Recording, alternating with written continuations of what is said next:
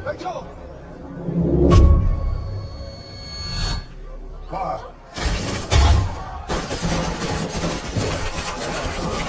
13 अप्रैल साल 1919 अमृतसर का जलियांवाला बाग मानवता को शर्मिंदा करती एक ऐसी घटना का गवाह बना जिसने हमेशा के लिए गोरे अंग्रेजों के चरित्र पर काला दाग लगा दिया। इसी दिन जनरल डायर ने हजारों मासूम निहत्थे हिंदुस्तानियों पर लगातार गोलियां चलवाई। यही नहीं, उन लोगों के भागने का तमाम रास्ते बंद कर दिए गए सिवाय मौत के।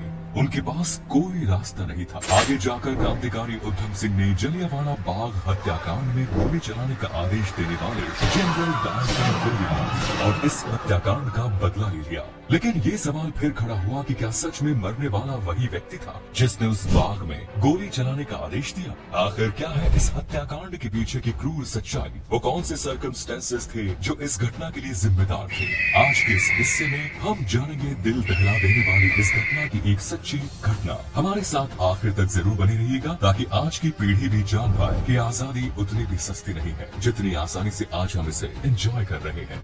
जलियांवाला बाग हत्याकांड की भूमिका उस समय बननी शुरू हुई जब अंग्रेजों ने रॉलेट एक्ट लगाया और देश भर में इसका विरोध शुरू हुआ। वो तारीख थी 10 अप्रैल। रॉलेट एक्ट का विरोध चल रहा था और अंग्रेजों ने इस एक्ट के विरोध करने के लिए सैफुद्दीन किचलू, डॉक्टर सत्यपाल को गिरफ्तार कर लिया गया।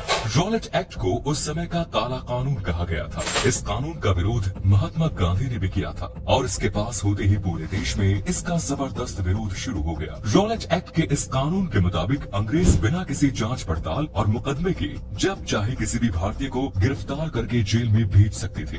रॉलेट एक्ट के विरोध में सैफुद्दीन किचलू और डॉक्टर सत्यपाल की गिरफ्तारी ने आग में घी का काम किया। जनता का आक्रोश अपने उफान पर था, लेकिन तूफान से पहले वाली शांति छा गई।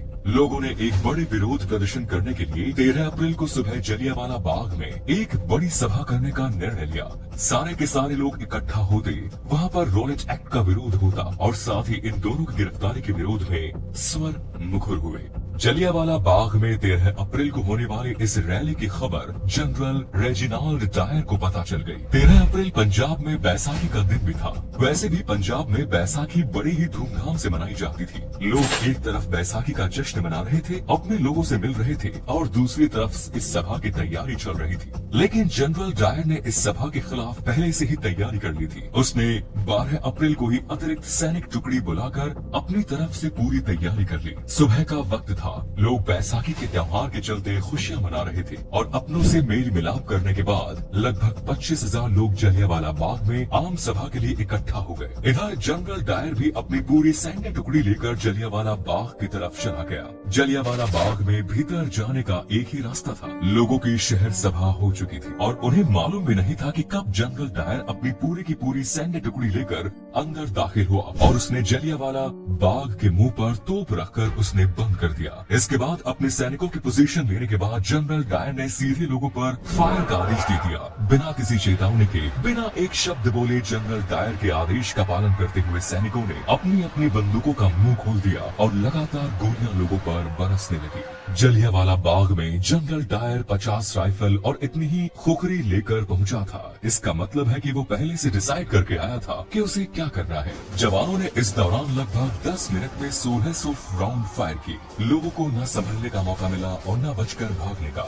जवान बिना रुके लगातार फायरिंग कर रहे थे। जनरल डायर ने आदेश ही कुछ ऐसा दिया था। फायरिंग केवल बंदूक में गोली लोड करने के दौरान ही धीमी पड़ती थी, वरना यहाँ मौजूद जवान लगातार लोगों पर फायर कर रहे थे। लोगों में अफरा तफरी मच गई। वहाँ मौजूद महिलाएं, बच्चे, बूढ़े और जवान सभी अपनी अपनी जान बचाने के लिए वहाँ से भागने लगे। लोगों ने वहाँ मौजूद कुएं में कूदकर अपनी जान बचाने की कोशिश की, लेकिन कोई फायदा नहीं हुआ। कुछ लोग दीवार फांद कर भाग जाना चाहते थे, मगर उसका भी कोई फायदा नहीं हुआ। जनरल डायर के सैनिकों ने हर किसी को चुन चुन कर मारने की कसम खा रखी थी। बाग के जिस कुएं में कूदकर लोग अपनी जान बचाना चाह रहे थे, उसमें से 120 इंसानों की लाशें निकाली गई। वहाँ कुआं कूदकर मरने वाले लोगों के खून से भर गया। कुएं को आज भी खूनी कुएं के नाम से जाना जाता है और इतना ही नहीं, इस बाग की दीवारों पर आज भी उस समय की गोलियों के निशान मौजूद हैं। लगातार 10 मिनट हुई इस अंधाधुंध फायरिंग के बाद जनरल डायर राक्षसों की तरह हंसता हुआ वहाँ से बाहर चला गया। इतना ही नहीं, अमृतसर की सड़कों पर जो भी भारतीय उसे नजर आता वो उसे भी गोली मार देता। मरने वालों को अपनी तोप के पीछे रस्सी से बांधकर घसीटता हुआ ले जाया गया। इस हत्याकांड के बाद अंग्रेज सरकार ने अपने आंकड़े जारी किए। उन आंकड़ों के मुताबिक इस नरसंहार में 379 लोगों की मौत हुई, लेकिन मरने वालों की असल संख्या कुछ और भी थी। हकीकत में इस हत्याकांड में हजारों लोगों की जान गई थी। इस दिल दहला देने वाली घटना ने पूरे देश को हिला कर रख दिया। चारों तरफ इस घटना की निंदा होने लगी और इस घटना की जांच का जिम्मा लेफ्टिनेंट माइकल ऑडवायर को दिया गया। गोली चलाने वाले जनरल डायर ने अपनी सफाई में कहा कि गोली चलाना उसकी मजबूरी बन गई थी। उसे अपने कर्तव्य का पालन किया। अगर वो गोलियां नहीं चलवाता तो वहाँ मौजूद भीड़ उसे ही मार देती। ये मार्शल लॉ का उल्लंघन होता।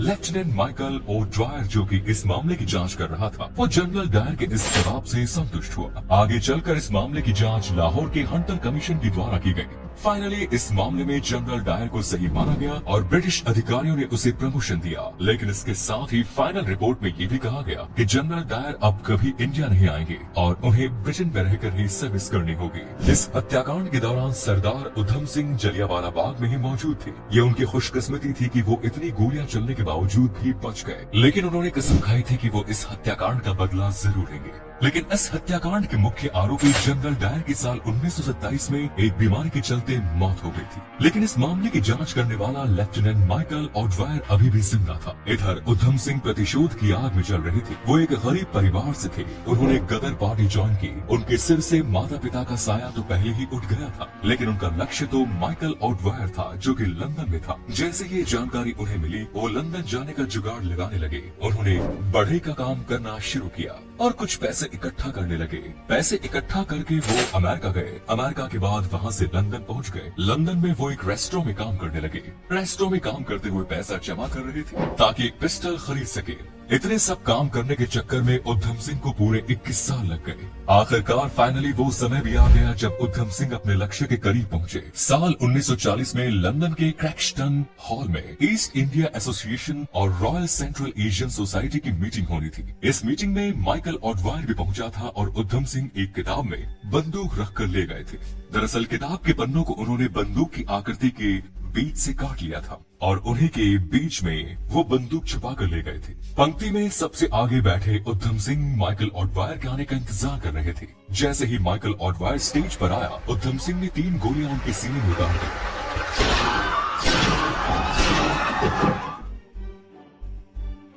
वो वहाँ से भागे नहीं बल्कि वहीं खड़े हो गए और उन्होंने कहा कि 21 साल बाद जलियांवाला बाग हत्याकांड का बदला ले लिया। उधम सिंह ने वहाँ अपनी गिरफ्तारी दे दी। इसके बाद 31 जुलाई 1940 को उन्हें फांसी दे दी गई। यहाँ ये बात ध्यान देने लायक है कि जलियांवाला बाग हत्याकांड से जो 2 अंग्रेज अफसर जुड़े हुए थे, उनके नाम काफी मिलते जुलते थे। उनमें से एक जो असली गुनहगार था वो पहले ही अपनी बीमारी के चलते मारा गया, जबकि जिसने गुनहगार को जांच के दौरान बचाया उसे अमर शहीद सरदार उधम सिंह ने मार दिया।